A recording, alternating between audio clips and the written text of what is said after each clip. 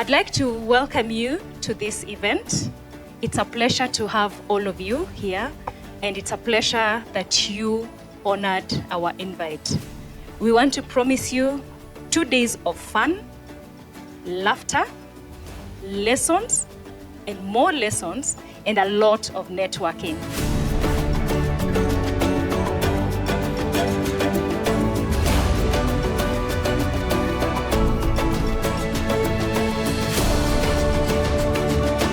I note that this conference seeks to identify and discuss challenges and areas of concern in the use of technology during data sharing in the region and propose possible ways of navigating them in a bid to promote sustainable development, regional integration, and innovation through effective data governance.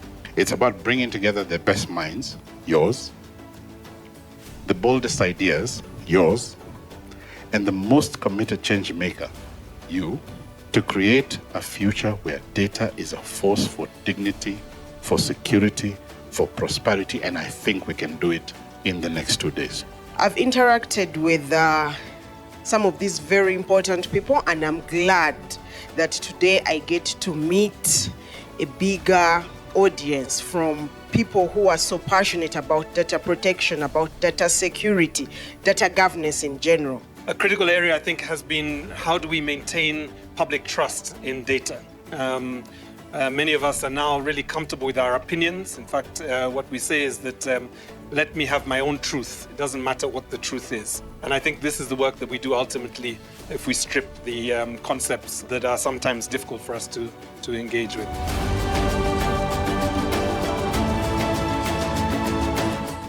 Well, we're really excited that our partnership with Amnesty International Kenya has been going on for the last couple of years, where we've been thinking about bringing together the various communities of development together. So the Open Institute works more with the Data for Development group. Amnesty International works more with the human rights crowd. And to be able to bring all of these guys together to start having conversations about how development can happen sustainably, while paying adequate respect to human rights, it has been great.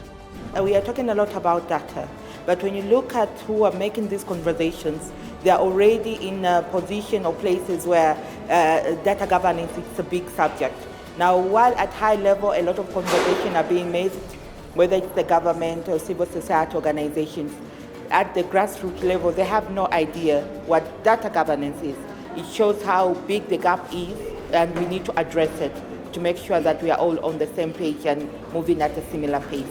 What other countries, particularly in the region, can learn from Kenya when it comes to power of data is that data is not just an issue that you leave with the National Statistical Office.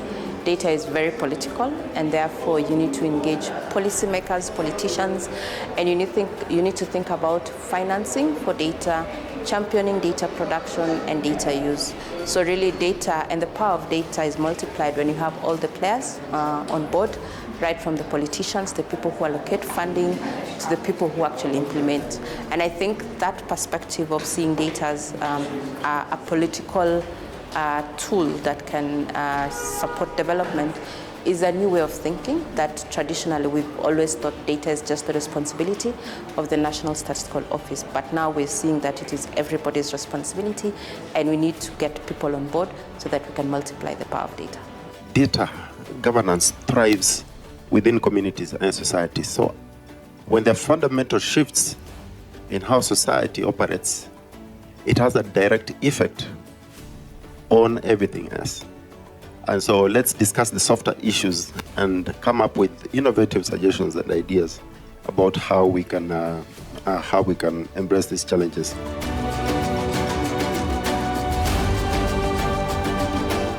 But then also I feel like having the conversation around the challenges that individual data protection officers are facing, and hearing people's regulators' views of what are the biggest challenges that they are tackling and how are they tackling them was really, really interesting. And so I think such a conversation was timely.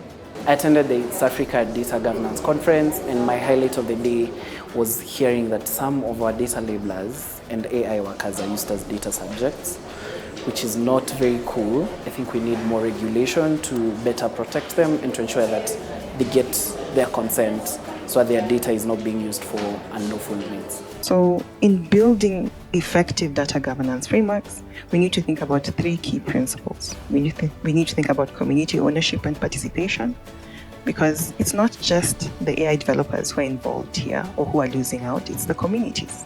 If they're not collecting this data online, they're going into the community to collect the data.